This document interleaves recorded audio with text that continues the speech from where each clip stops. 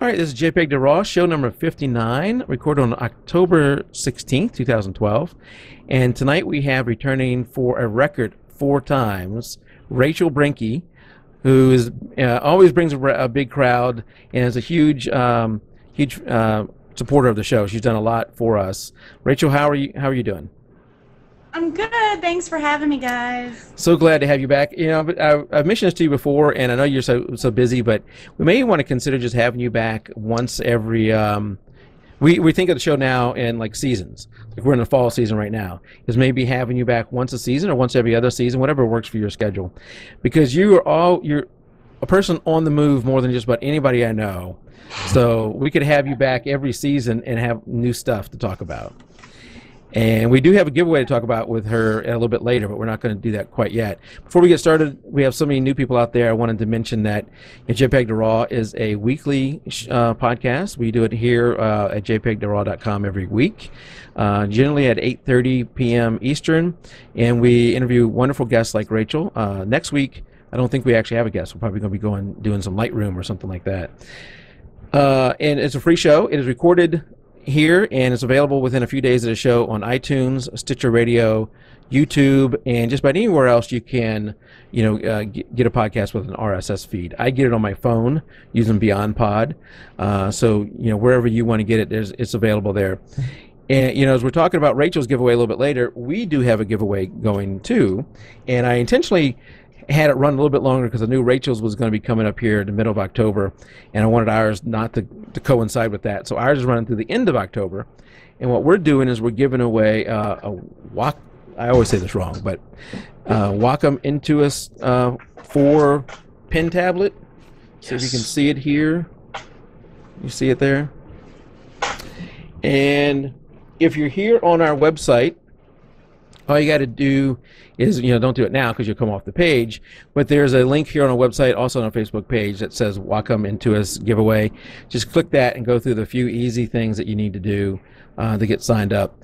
I love mine. I have one, and what we do is the funds that we do get from the show, we don't get a lot, but the funds that we do get, we use it to buy things and then give back away to our listeners.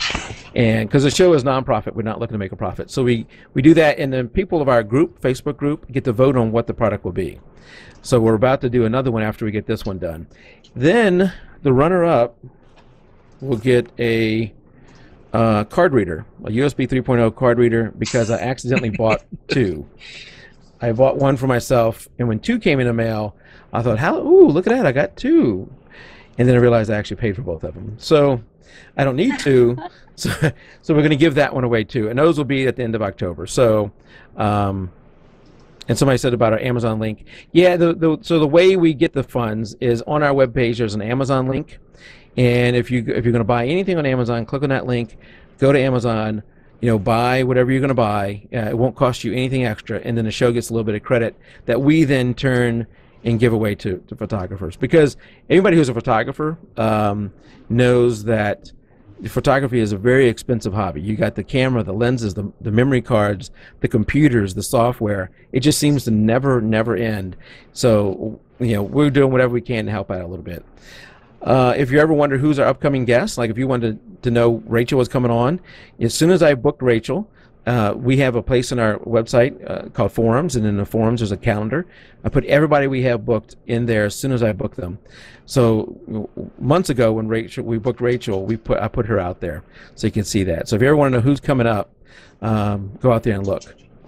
And with that said, so every month we also have a photo contest in our Facebook page that is to encourage people to get out and shoot. Last week's winner was Danielle Foster, who did Hands of Time, and her photo is now the main photo up on our Facebook group. It's beautiful. And then our winner from the previous month got to choose the theme that we're doing now, and that's black and white. So get out there and take some photos and put them in our group, and then you'll go. 153. Oh boy. Ooh, it's coming up. Guess what, Rachel? Yes. You set a new record. Yep, we're there. With the sound effects. Wow. Hold on, Tim. Where's the sound effects? They're coming. Google effects. No sound effects. There you go. There we go. So the previous record was 151, and Rachel is continuing to blow through that at 159. Wow. That's Okay, amazing. that makes me really nervous, actually. Well, yeah. Okay, so with that said, let's go ahead and get into you, Rachel. And I think everybody out there already knows a good bit about you, but for maybe some of those that don't, can you give us a little bit of a background on who Rachel is and how you got into photography? I am mother of 3. My husband's in the Army. I don't know, business consultant. I worked on consulting for businesses prior to photography for a couple years. When I went to law school, we were pregnant with our second. When I had my daughter, well, actually before, my husband got me a DSLR. Obviously, same story like most people have now because DSLRs are so common and able to be obtained. And I never really thought I was going to go anywhere with it. And then, and this is so bad, so I'm sorry if there's any lawyers out there, I'm with you, but law school I felt like was sucking me dry. I felt like it was sucking all the creativity out of me. My husband was in Iraq. I had the 2 kids, brand new baby, and I guess he was 4 at the time, and I needed something for me. And so I started shooting. I fell in love with it. I love the high that I get when I do it. I know that sounds really weird, but I really thoroughly enjoyed it. And then you know, I started getting people asking me questions like, how do you do this? How do you do that? And it just kind of moved back into my groove of consulting, and I kind of just combined the two. I do consulting outside of business. Outside of photography right now for other businesses, but the primary is photography and consulting, and that's pretty much me. Okay. Yeah, and so I think last time you were pregnant for your last child, you were actually taking finals in law school. Yes. That's just amazing. And you know, you have really you know, people should study what you've done because you have really grown. You know, we all start off at 0, I guess, and then we grow at different rates, and you have really, you know, grown quite a bit in a short period of time. Yes.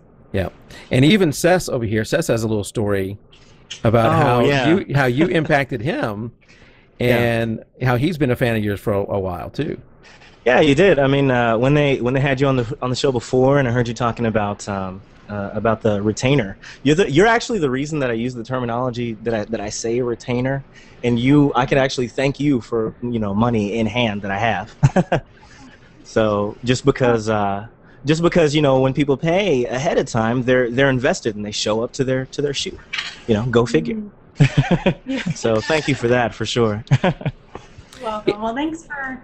It's really good to have the feedback, because I think a lot of times I fit in these 4 walls right here. I'm in my office and I'm behind a computer, and when my only conversation is the 5-month-old, well, think about how much he really talks back. And so it's just getting to the weekends to get to my clients. That feels really good, that all that working in here in these 4 walls really is making a difference. So thank you. Yeah, that was a good story that Seth had that one before the show. He was telling us about that.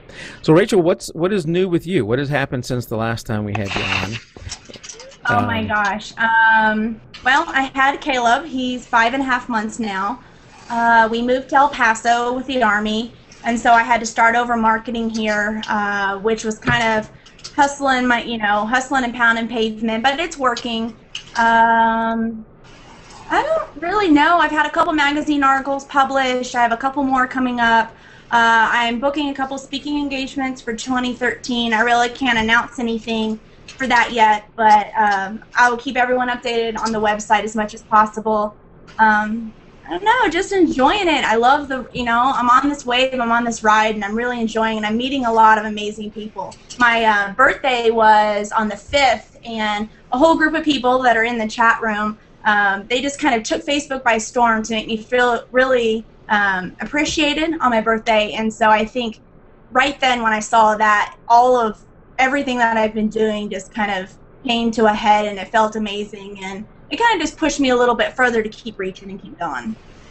Now you mentioned you had to move. I guess a lot of people and maybe some of the people here know Morgan for sure, have spouses in the military, and they may have to move from time to time. That must create a challenge for somebody. You're in a market, you build up that market name for yourself, and then you move to a total another market and have to start all over again. Is that a challenge, or is that something where you say, I learned from my mistakes in that area. I now can go fast. I can get up and running faster in a new area. Kind of both. It's really, I was just having this conversation in a military spouse photographers group last night. It is very, very hard. It's very discouraging. And without a lot of the people that are in the chat room and my fans, there's many times I probably would have just thrown my hands up and been like, this is too hard.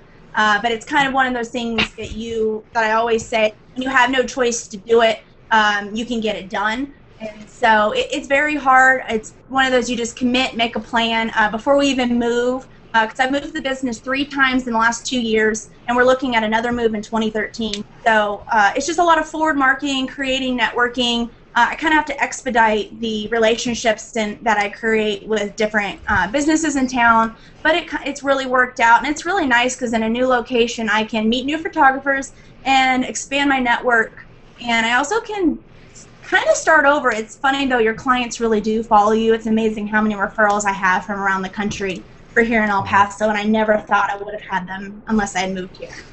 Now, following you on Facebook, you were just out in Virginia area or something like that. Was that a vacation, or was that business? Vacation. Can you define that for me? Oh, no. I went up there. That's where my husband and I are from, so we went to visit family, but then I was also shooting for a magazine article as well. And so I stayed there last week, had a couple sessions, and shot that, and then I got back on Sunday. So this year has been a lot of travel, and I think next year is going to be as well. Okay. All right. So now, are you still doing workshops and that kind of stuff? I am. I still have the 5 online workshops. Well, 6. The 6th one is no longer open for registration. That one is PPA, continuing education approved. I've already completed my in-person workshops for 2012. Just because, many of you guys out there know that I saw the picture on Facebook today. October is to photographers, that April is to accountants. So that's pretty much the idea that I took, that I'm not traveling anymore for the rest of the year for workshops. I have paired up with a couple people for next year. I've kind of taken a different stance that it's really hard for me to travel and to secure location. It's really stressful because like to be in control of it. So I'm pairing up with a couple big names. I'm doing a workshop with Robin Long the week of WPPI. She's going to be doing the newborns. I'm totally hands-off of newborns. I'm going to be doing just the business and marketing. And then I also have one in February with Amy Cook in Ohio. And again, that's a newborn, and she's going to be doing newborns, and I'm on business marketing. I've got a couple other in the works that I really can't share yet, though. Okay. Okay. Now, one thing I wanted to get into, and I guess we can now get into it, is you had mentioned somewhere, I don't remember where I read this, but marketing outside of Facebook. And ideas for marketing yourself outside of Facebook. Is that something you'd like to talk about? Yeah, and it's funny because you guys have probably all been bombarded with the Facebook post and the uproar about how your fans can't see your post, and we have to pay for it, and this, that, and everything. So I kind of really got to thinking, and it kind of knocked me back to think that a lot of people are probably putting their eggs in the Facebook basket. And it's really scary because, look what happened to MySpace before, it's doing this comeback. Yeah, heard about that. You guys are making me laugh in the chat room. Okay, I can't look at it. But kind of like, who knows, Facebook could be gone tomorrow. And so where are you going to be left with? And I just really encourage people to get out there and to expand outside of Facebook. Yes, Facebook has done wonders for my business, for many people's business. But newsletters, keeping people engaged with your website, RSS feeds, Google Plus, which I haven't ventured into, Twitter, all sorts of different avenues. Now that technology is the way it is, I can publish my newsletter and it can auto-post to Facebook, Twitter, and multiple other social media sites without me even having to work at it. So if you have that capabilities, go for it, because you never know where you're going to get a referral from. Like I said with the El Paso, I would have never thought I would have had clients here. And the thing Rachel is talking about is that we think, and you may know more about it than me, that Facebook changed something in the algorithms to where posts on pages are not getting out and seen by as many people. So I'm looking at like ours now, and where, you know, when I would post something that may have gotten 300 or 400 views, now we're getting 100, 150 views without having to promote it. And what I think Facebook is wanting you to do is pay to promote your post. And, you know, that's fine and dandy for every now and then, but, you know, you're not going to want to pay $5 for every post that you post, or more.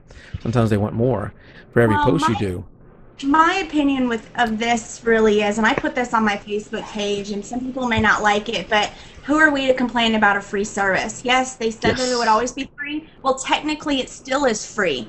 They never guarantee that all your fans would get to see it. Trust me, it frustrates me. I have over 13,000 fans, and I'm lucky to get 100 likes on something. Of course, if I post a picture of Caleb, I get like 500, but I'm lucky to get it. I know, babies always take the show. What is the deal? Like, oh, so but cute. Really, yeah, so it is frustrating. I actually, I can believe I did it, but I paid for promotion of Facebook post and for an ad along the side, and I have seen no direct turn benefit. I'm going to be writing a blog post about it later when I can do more researching, but I essentially spent between $500 to $700 on it, and it wasn't serving my target market very well. I didn't think it was worth the money. But anyway, so going back to all that, yeah, it's frustrating, but realistically, what happened to the day before people had Facebook? They pounded the pavement, and you should be doing that anyways. And getting out there and getting connections. You mentioned Facebook being a free service, and that's right. So we have to, you know, you can pay for ads, and I guess at that point it's not a free service. But if you're doing it totally free, then you know, you have to live with whatever conditions they put there, and there's no guarantee those conditions won't change tomorrow. So that's a tough way to build a business around that, and you need other avenues. I think, you know, like you have a good, you know, you have a page, a web page that you own, that you put a lot of content on there, and you drive people to that page, and that's really, you know, in that case, you can control your own destiny. Even if the person who is hosting your page goes under, you can move it somewhere else because you own RachelBrenke.com. And that's, to me, that's at minimum, you want to do that. You want to have your own site over there. Well, I was reading an article not too long ago. They seem to think that Facebook is now starting to be on a downturn already. They said the younger people are not looking at Facebook. There's too many people on there.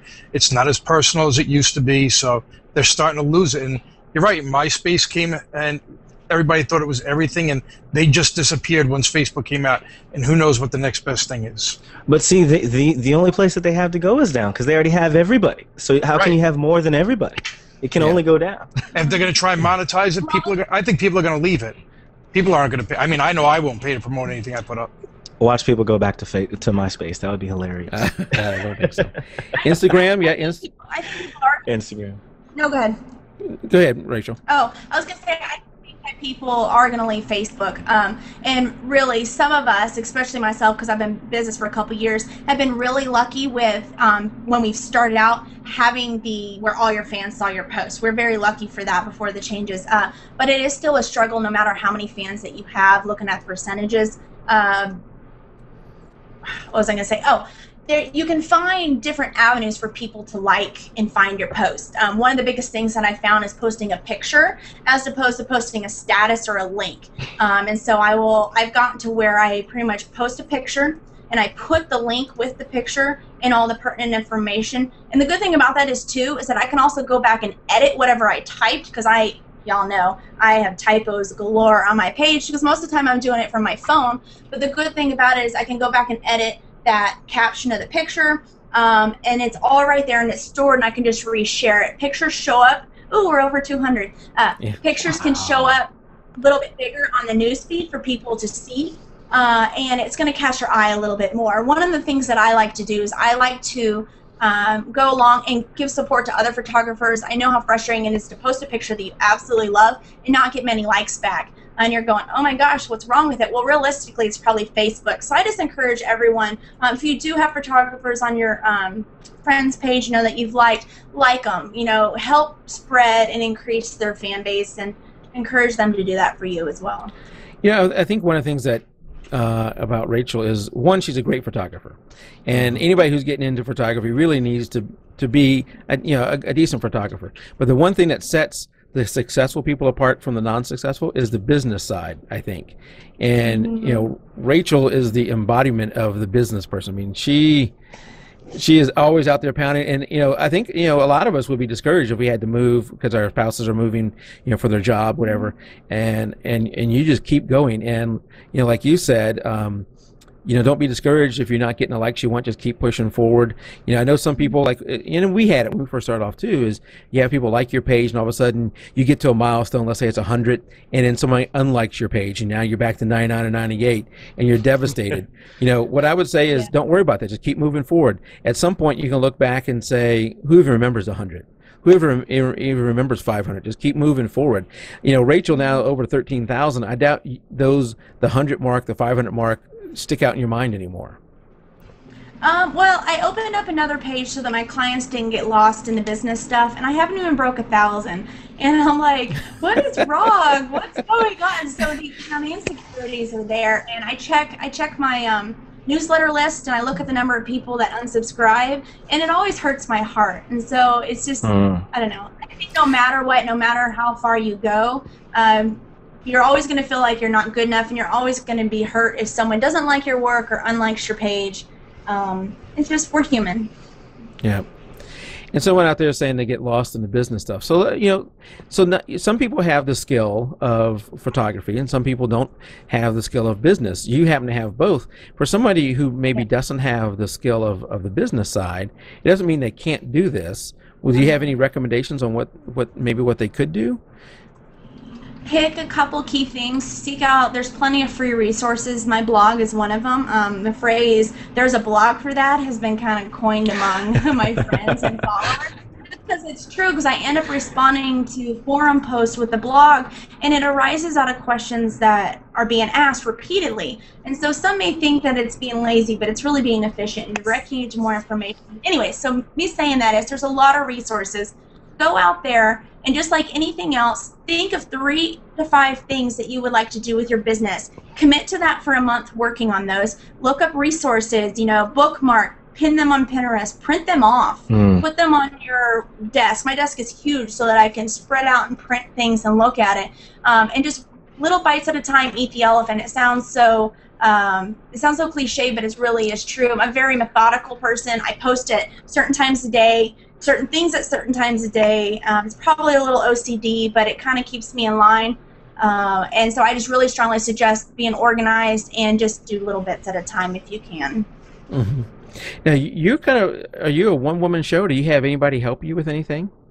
Knew you were going to ask. I am a control freak with a capital C, and there's probably going to be people in the room going, yeah, definitely. But so it's been mostly me up until now. With having Caleb, I realized that I needed a little help.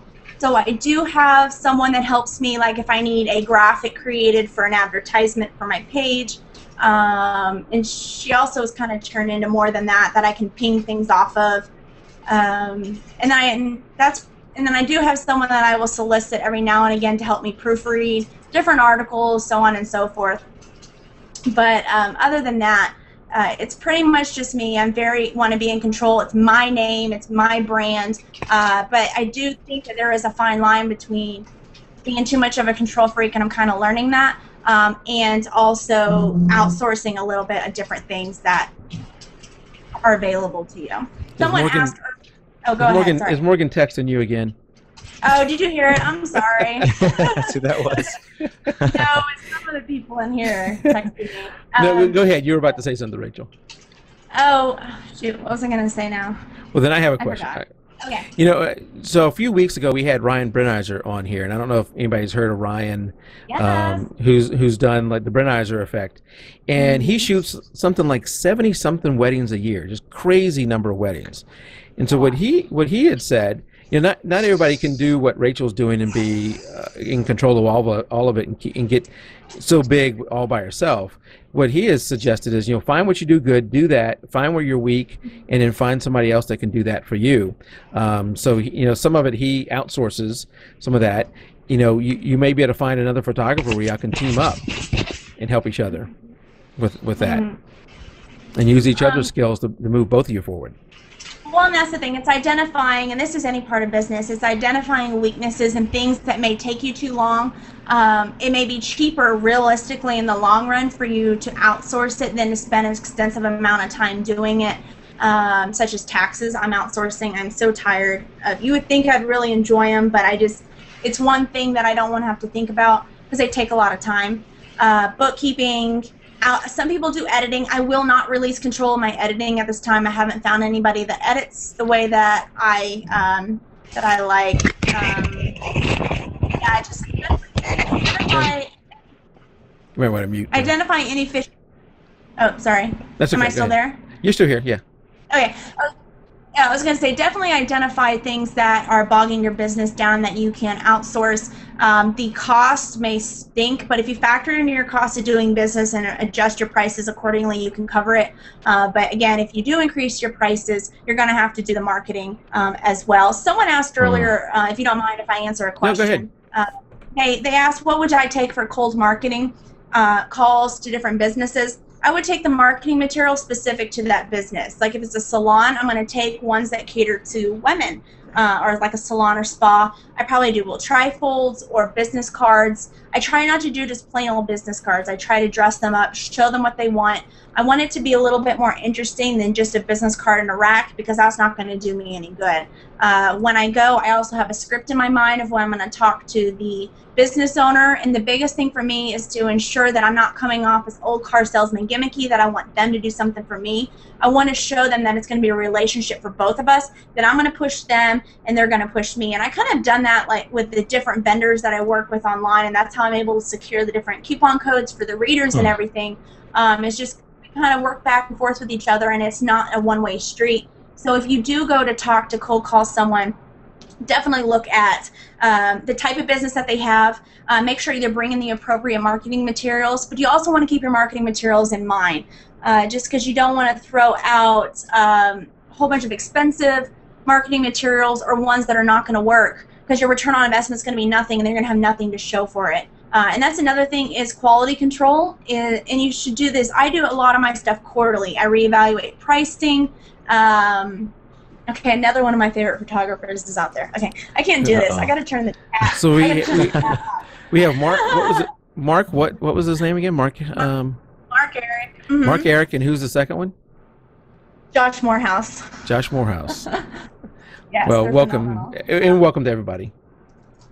Okay, sorry. Anyways, so like I was saying, identify maybe like quarterly, reassess your pricing, reassess the different things that you're doing as your marketing working. There's no sense of putting money into areas where you're getting no return on investment, such as the example I gave a little bit ago about the Facebook blog post. I mean, the promotion post that I did for like $500 to $700. I can't remember how much the final tally was.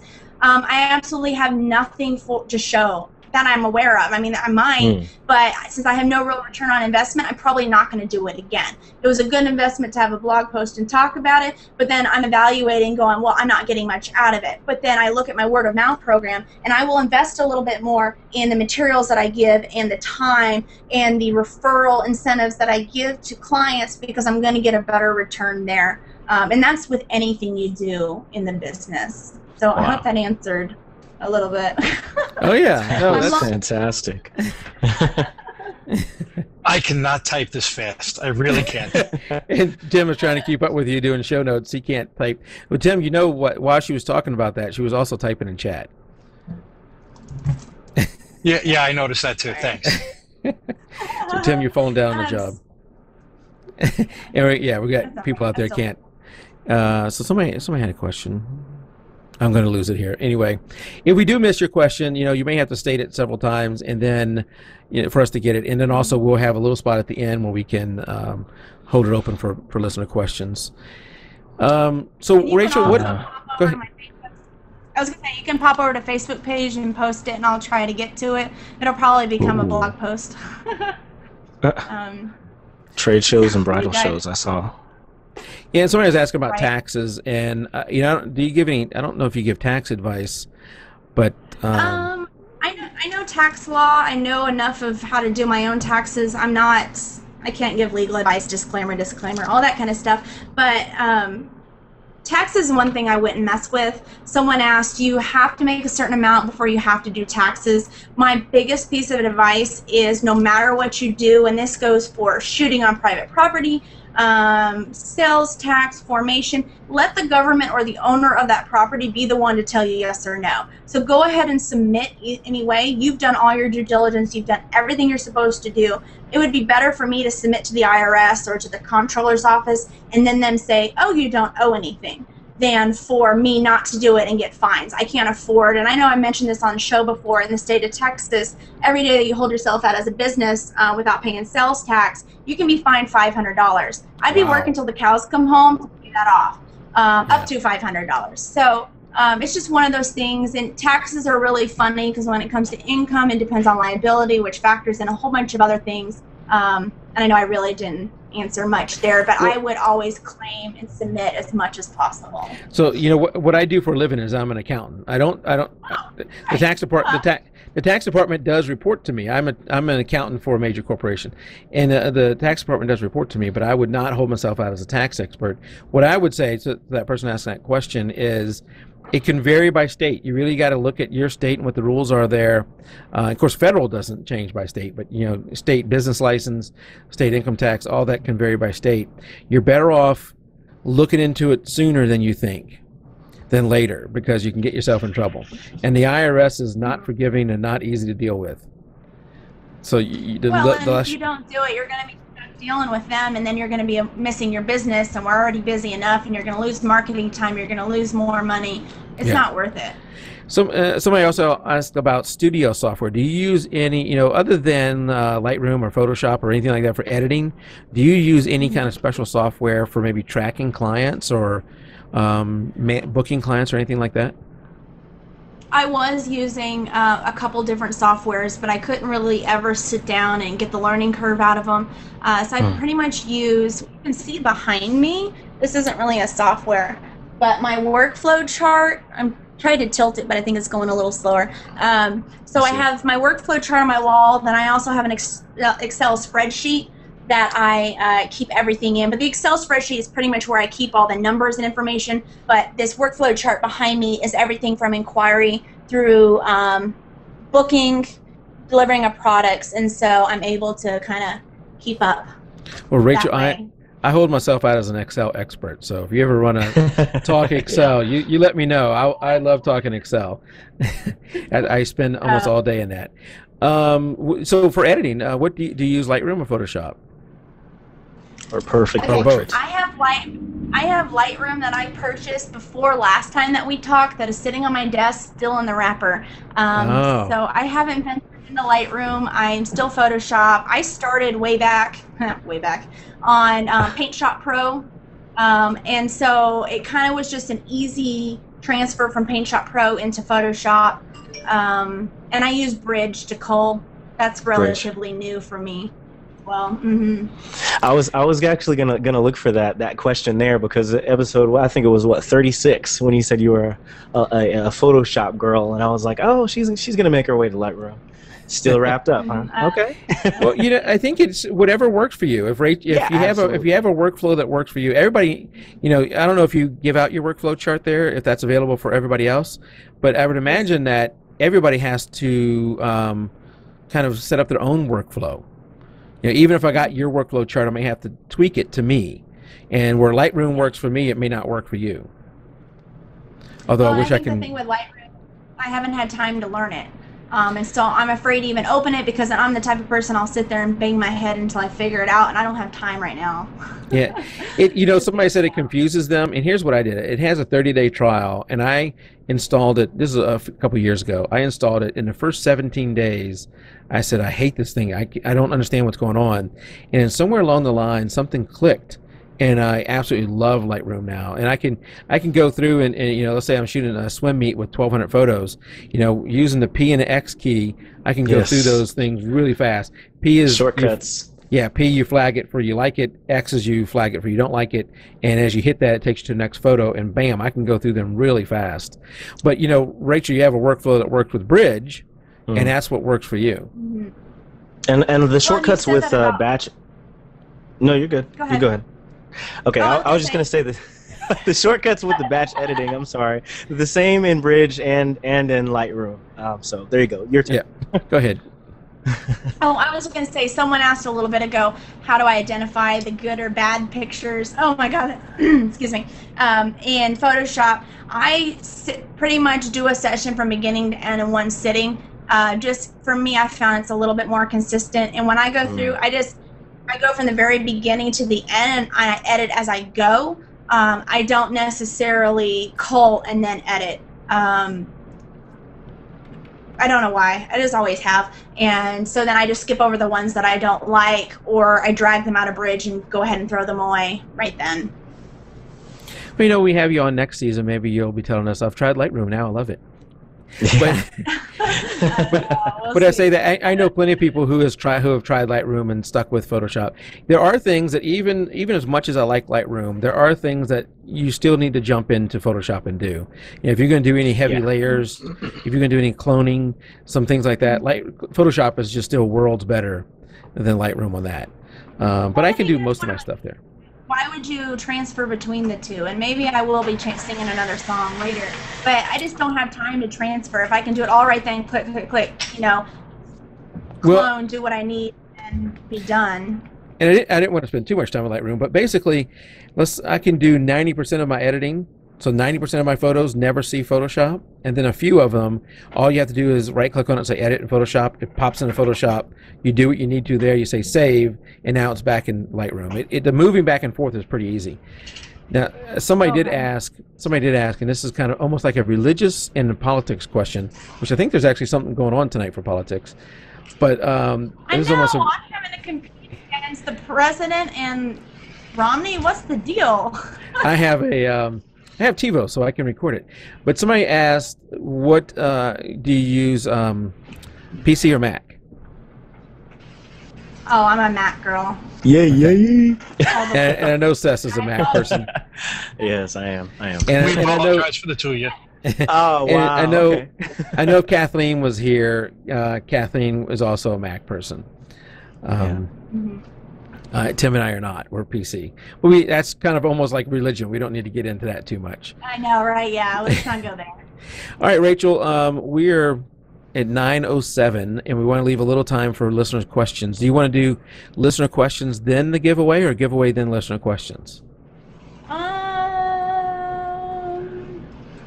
Let's do questions, and then we'll do the giveaway. Okay. There were a couple questions way back that I thought were kind of good. Could I bring those up? Okay. Yeah. There were two that I wrote down specifically. Do you recommend trade shows, bridal shows? I think that's one of those things you have to identify the return on investment. Every market's really different. I work with a lot of different people across the country and out of the country, and all the markets are really different. You kind of have to talk to other photographers, see how well it's worked out for them, because trade shows and bridal shows can get really expensive. They can be a couple thousands of dollars just to enter, plus the materials and everything that you need to have there. In order to even make a splash, you got to have little things for brides or so forth to take away. So I think it will work, because if you look at the investment, and if you book one wedding and it pays off that bridal show, that's worth it, because you're going to have that word of mouth from that bride. But if you get absolutely nothing, I don't know. There's no real answer to that. Yeah. It kind of depends on your market. The other one, that's good, thank you. The other one was the best tool that you've invested in. Now, I really wanted to know that. I thought that was yeah, that's a good question. Yes. Software, hardware, camera lens. Nikon D700. He brings it up every show. Oh, you got the D800 now? Yes. Oh, awesome. Go ahead. No, I was going to say I'm still getting to know it, but I'm really not that impressed so far. I prefer my 700. It's the best thing I've invested in. Probably my 85 millimeter lens. 85 1.4 or 1.8? Yes. Well, yes. 1.4, and I just got the 135, and I'm loving that one too. So, but the 85 just kind of has a place in my heart. You're saying the Nikkor lens, right? Not a third party? It's the Nikon one? No. Cool. Yes, Nikon. And I liked the 1.8. I started on the 1.8, and I thought it was a pretty solid lens. And then I moved to the 1.4, which is a little bit better made. Obviously, I would hope so for the price. But I think the quality is pretty good. The depth of field and the bokeh that I get on the 85 is pretty good without it being too compressed. I just think it's added a lot to my style, which is why I say that I felt like that's my best investment.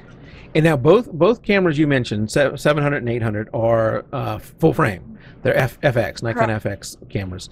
I know a lot of people, especially in our Facebook group, a lot of people are still on, and I was too, on the crop sensor, on the DX, which for Nikon, they call it DX cameras. And that can be costly to switch to full frame if your lenses are all DX.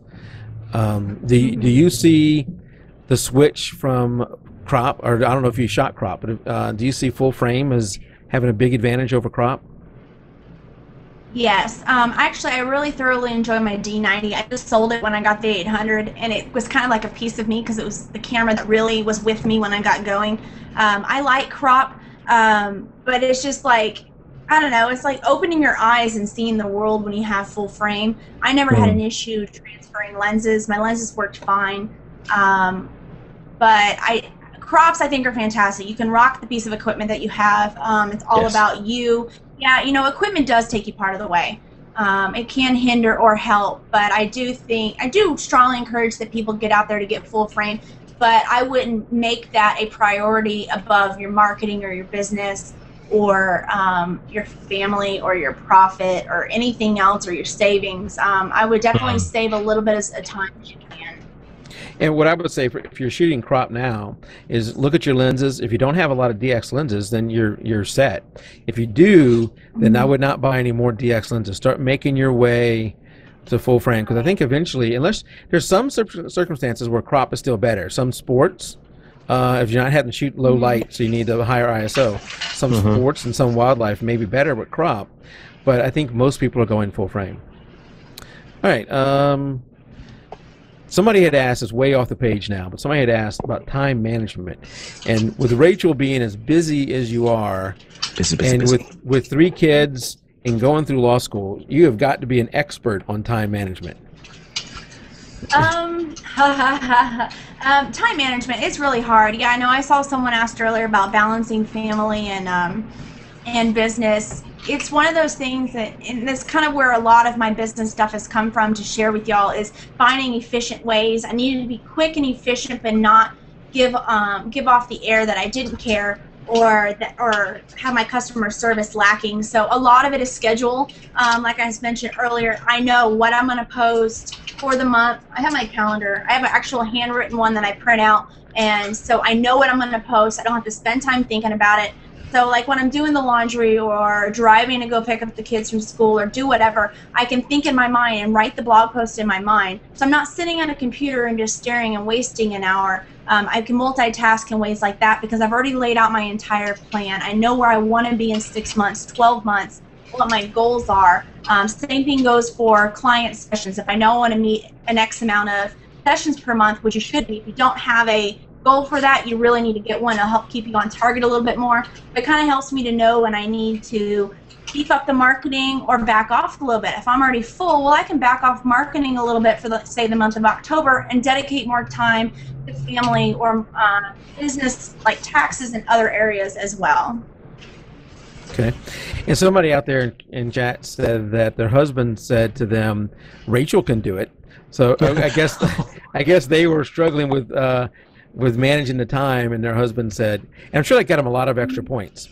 As husbands, Seth and Tim and I know that saying to your wife, Rachel can do it, is always going to get you a lot of points. Oh, yeah. But that's funny. I'm in trouble with a lot of it. What's funny about that is I've actually said that to myself. So, you know, this morning I wasn't feeling good. I actually didn't go into work because I had this stomach thing going on. And I thought, I know Rachel would make it. And so I've said that to myself too. You know, I know Rachel would keep going. Whatever helps you keep going, you know, because Rachel is an inspiration to a lot of people, including, you know, me here. Okay, so that's the third T-shirt, because I wrote down 2 T-shirt ideas. One was there's a blog for that, Rachel. The other one was shoot, I forgot. Oh yeah, a We Love Rachel T-shirt that everyone can wear whenever she's on. And so the new one is Rachel Can Do It. So I'm writing that down on my notes right now. I actually have it. I have a shirt already that says there's a blog post for that. Oh, okay. Now, somebody had asked, what's your absolute favorite lens? And I think you said that's your 85-1.4 or your 135, right? Yes. Mm-hmm. Okay. Yeah. Well, because I shoot a lot of singles and couples, and since it is really long, the 135 is so long. It's really hard for me to get used to. Yeah, I love them. I think they're really good and solid for good compression. I don't really like anything under the 85. And I know you do seniors. You don't like to do infants. What is your main subject? What do you like to do the most?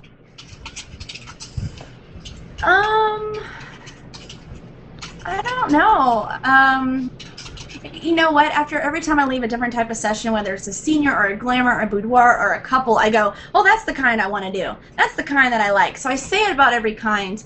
I'm finding a lot more that I'm really, really enjoying glamour type sessions with women who just want to go get pictures. They don't have to wait around for Christmas to have family pictures or get pregnant to have maternity.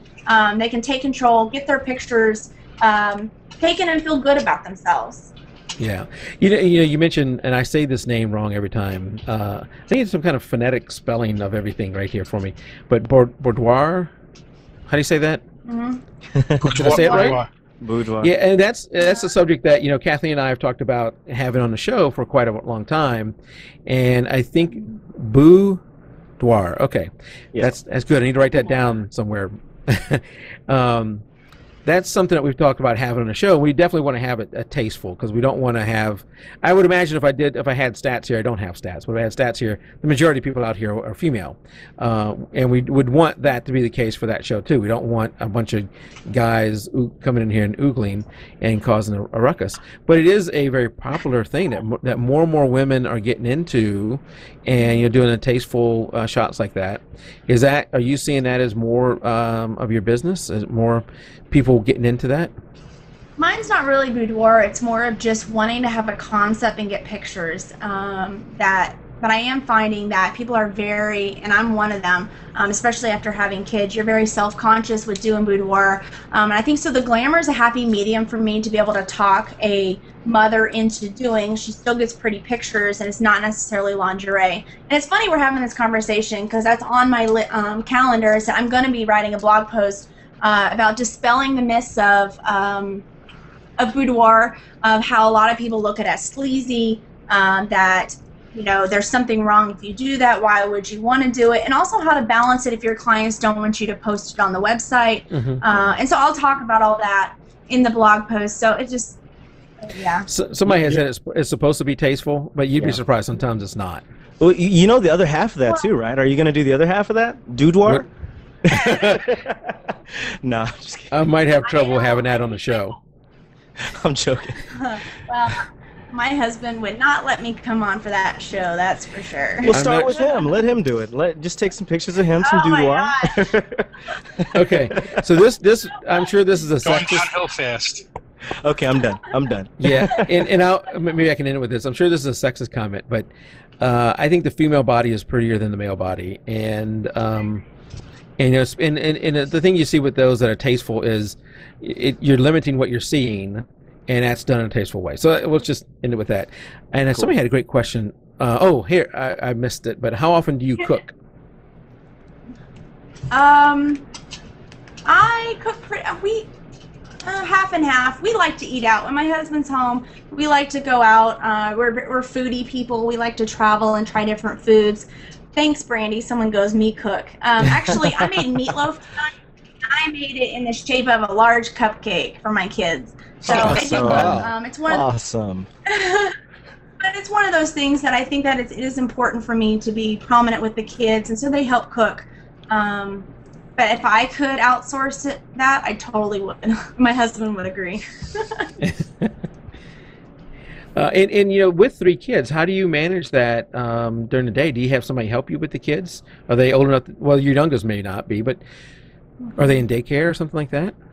My oldest one is in 2nd grade. The other one just started preschool. She's 2.5 today, but she has been home with me. And then I have the 5-month-old. I've really, and I did this in law school as well, I dedicated myself to not working when the kids are awake, just because they need me. What's the point in me being a business owner at home if it's going to impinge upon my family? So I do a lot of working when they take a nap. I get before them if I can, and I just stay up later for the most part after everyone goes to bed. So I probably don't sleep as much. And so I think it's really easy, and this goes back to the balancing of family and business. It's really easy to find yourself letting business creep in. One of the problems that I have is with my office in my house is it feels like the telltale heart. It feels like it's always here and that I always need to be working on it. And so a lot of times when y'all get emails at 11 o'clock at night, it's because I might be, but that's okay because that's my office hours. So I just think it's important that if you're going to balance, get office hours, but don't get them in the sense that it have to be 9 to 5. Make it so you only work X amount of hours, and be flexible. Because again, what is the point in me being my own boss if I'm going to be a slave to my business? If is my business running me, or am I running my business? All right, I got 2 questions here. Let me mention their names so they realize we're going to get to them. Randy and Whirly Girl. So let's start with Randy. How do you get vibrant, sharp images without looking oversaturated?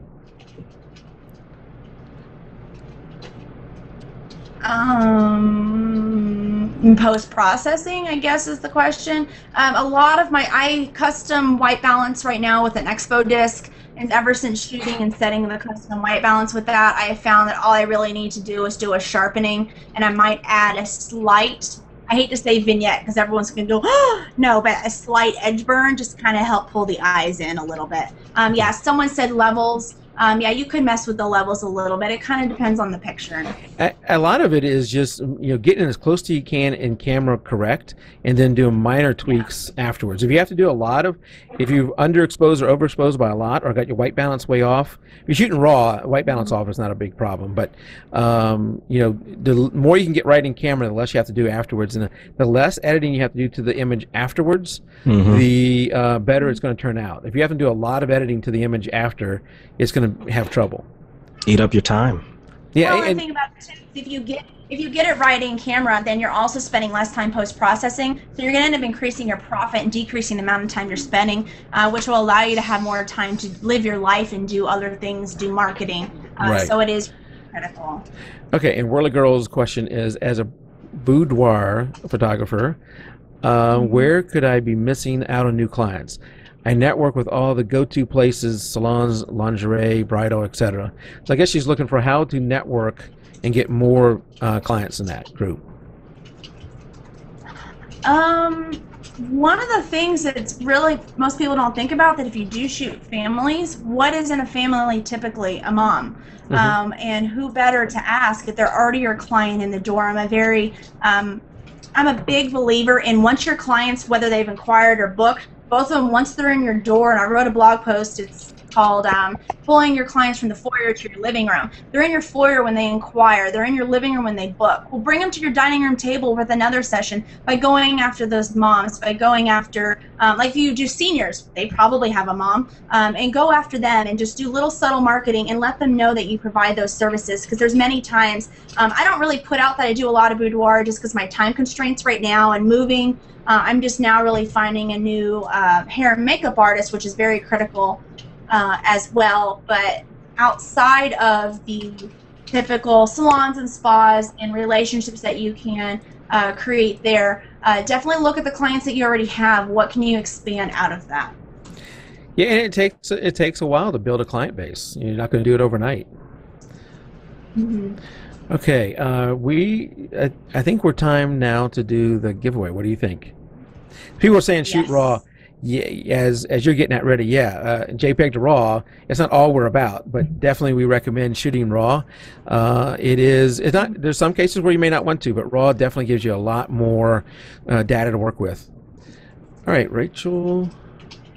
I got your little website. I got your website pulled up here with that image. So as we're talking about it, we can be looking at that. Someone said they're scared to jump from JPEG to RAW because of file size. Yeah, but I'd rather invest in a couple more drives, EF cards or SD cards. Yeah, I would rather invest in those than to have to come back and ask a client. Say I mess up, we're human, it happens. I would rather have that RAW available to me if I need to recover it, because it does happen, especially when you get really into a shoot and if you're having fun and talking to the client. It's really easy to bump a dial and miss a shot you want and be wrong, and it happens to everyone. We're human. So that's my 2 cents on that. You know, about the file size, one of the things we've preached here, I know we have a lot of new listeners, but we've preached here a lot, and it's very, very important for photographers, is backing up. You got to have a robust automatic backup system that backs up your photos, or else you will eventually lose them. So, you know, go out in our Facebook group, jpeg2RAW, search for jpeg2RAW in our Facebook group, and we can have a discussion there about different ways to back up and save that. And really, hard drives have come down a lot in price. They're not that expensive. I wouldn't worry about the hard drive being the thing that limited you from going to RAW. Yeah. Okay. All right, I'm going to answer one more, and then if that's okay, real quick, because I've seen it a couple times. Someone asked, how do I get other vendors interested in me? I go out and talk to them. It's kind of like when you're in high school and there's the boy that you like. The worst they can do is say no. You know, you just go up and ask them out. You go and talk to them, cultivate a relationship. I've had people tell me no, and it's smart because it makes you start to doubt yourself. Is there something wrong with my work? Is it me? What's going on? And I'm a very, very emotionally invested person in my business because this is my livelihood. It's my baby. I love it. I've built it by myself from the ground up. But the best thing to do is just go out and get to know them. My tips for that is when you do send someone a message, make it personalized. When I get form emails from other people, and I can tell that it really isn't about my products, I'm probably going to be less likely to want to jump through hoops in order to have them to work with them. And another thing too is if you're going to ask for vendors to donate or help you, make it the easiest way possible for them. Same thing you do with your clients. You want to make it as easy for them to hand you their cash as much as possible.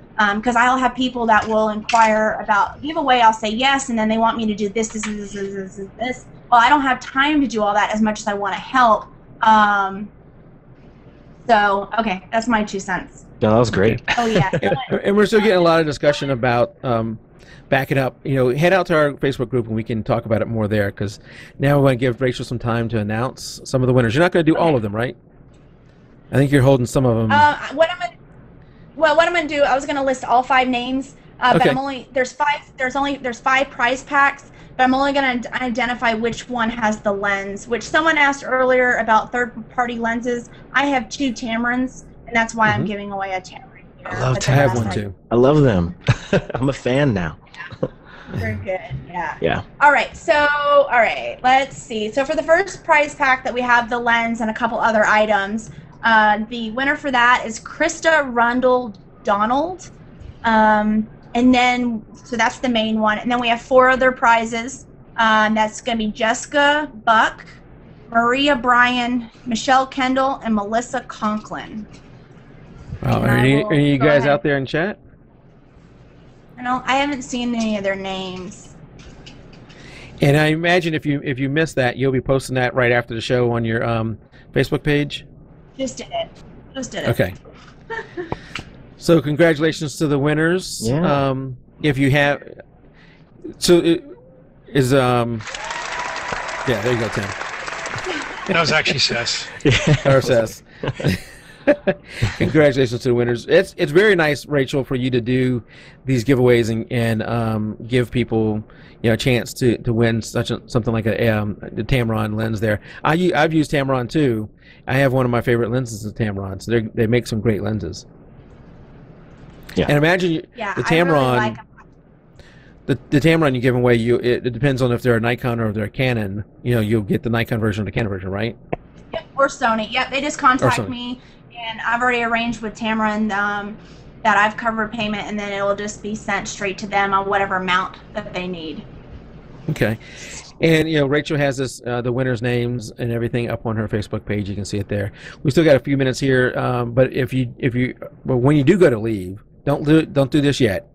When anybody goes to leave, below chat there is a little Google ad. You're probably seeing something different than mine. I'm seeing something on infrared photography. Click on that, and it'll take you somewhere. You don't have to buy anything. Just click on that. The show gets a little bit of credit, and it helps us keep things running. Also consider, if you're going to buy something from Amazon, go to our website, jpeg2RAW. You're right here now if you're watching it live. And then go to the homepage. There's a link to Amazon where we get a little bit of credit. And if you're a member of our Facebook page, you will get to vote on what is going to be the next giveaway. And I think right now we're considering either an Expo disc or a Spider 4 monitor calibrator. Ooh. What about the Huey? The Huey now is more expensive. It's like $200 and something. Yeah, they changed my version seems to be discontinued, and they got some new version, and I don't know, I probably will go back to Spider. Okay. Yeah, so we'll have a vote on that. And we'll see, which one wins. The one for the Intuos tablet runs through the end of this month into October, and then we will be giving it away in the first show in November. I can't believe it's almost November already. Another year. Oh, Poof. where's this?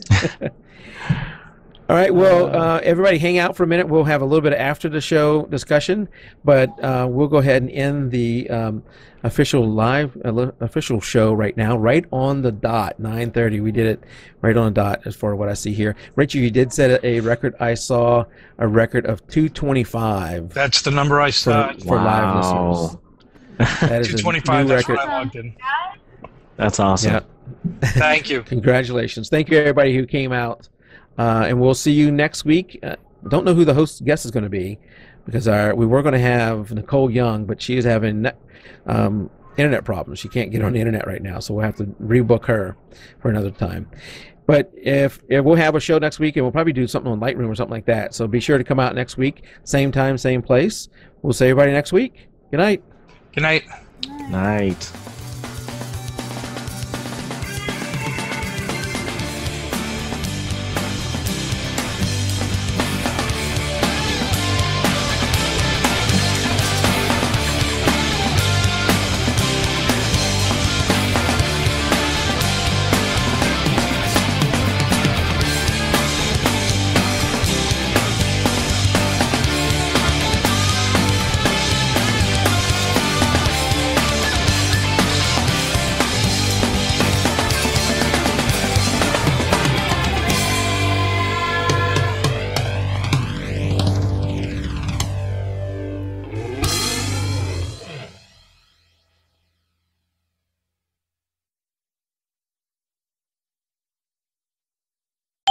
Someone asked, what size Expo disc do I use? I use the largest. I think is it a 77, 72? Yeah, I think there's a 77. There may even be an 82. Yeah, I'm in the 70s, and I just hold it over the camera. How do I share my images with vendors? I don't watermark them. I kind of operate on I'll scratch your back if you scratch mine, and so I'll give them unwatermarked pictures, because realistic, what is that product picture going to do for me? I'm not a product photographer. And if they've donated the item that I'm taking the picture of, then I even feel more so just to kind of compensate and give them back pictures. Yeah. But I really haven't come across that. Yeah, somebody asked about the D800. I wanted to ask. I was thinking about the D800, but there's been so many problems with the left side sensor, side focusing, that I decided to wait and do that later. I'm not scared of the file size. I'm more worried about getting a camera and then not being able to use all the focus points. Have you run into any problems with that? I haven't. I was very shocked about the file size, even though I knew it from listening to you guys. But I used the same memory card that I used in the 700, and I was like, oh my gosh, only 100 pictures, which for a session isn't a big deal. But if I was going to be shooting a wedding, it was just, I don't know, it kind of frustrated me a little bit. And then another thing is they've changed up the battery. So the same battery for the 800 doesn't fit the 700. Oh, no. But the one thing I do like, yeah, I was kind of disappointed at that. They also changed the cord to connect the 800 to the computer from the 700. But I did thoroughly enjoy that I could put a CF and SD card, and I can either have them both run at the same time or just have the SD card as backup overflow. Yeah, I do wish that the 700 had 2 cards. Me too. What's your? Is another question as we. What's your let's see. What's your best online tool that you use? I guess for marketing. Yeah, it's kind of open-ended, so I guess it's anything. All of them. Somebody asked, is there a jpeg2RAW Facebook group? Yes, there is. Yeah, I dropped a link in there a little earlier. Yeah, I'll put another one. Okay. Yeah, and I'll post it on my page as well, if I can. Let's see. Yeah, someone said marketing. I don't understand. Hold on 1 second. Okay. My best online tool for marketing has probably been Facebook previously. It's actually now becoming my newsletter, since I've been offering the free ebook with this, which is the Legal Lens. It's a legal guide for photographers. It just has little snippets of things that people should know. My newsletter list has really helped. It's growing really fast. And so... Yep. My family said they were hungry, so they came down from the confinement. So yeah, we're in a post-show discussion now. Anyway, that's fine. Yeah. Yeah. Yeah, and Seth, thank you again for coming out and yeah, no problem. Rachel always has a big crowd, and I definitely needed the help.